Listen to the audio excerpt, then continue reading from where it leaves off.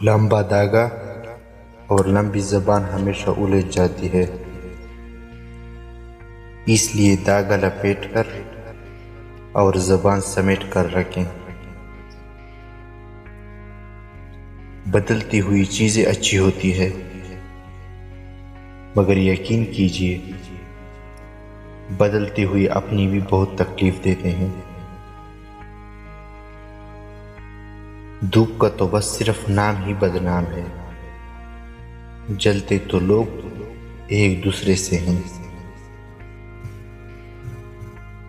ये अच्छा है कि आप अहम हो, लेकिन ये ज्यादा अहम है कि आप अच्छी भी हों।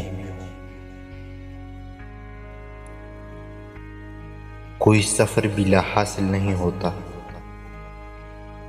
मंजिल ना मिले तो रास्ते भी कुछ सिखा देते हैं। हम जो करते हैं वो कभी हमें गलत नहीं लगता, सिर्फ हमें वो गलत लगता है जो दूसरे करते हैं।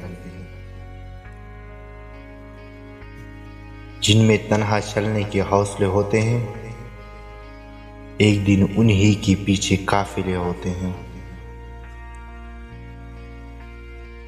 जिस्म के चोट तो वक्त के साथ ठीक हो जाते हैं, मगर लफ्जों और रवैयों के जख्म कभी नहीं ठीक होते। सच बोलने से इंसान को ज़हनी परेशानियों से निजात मिलती है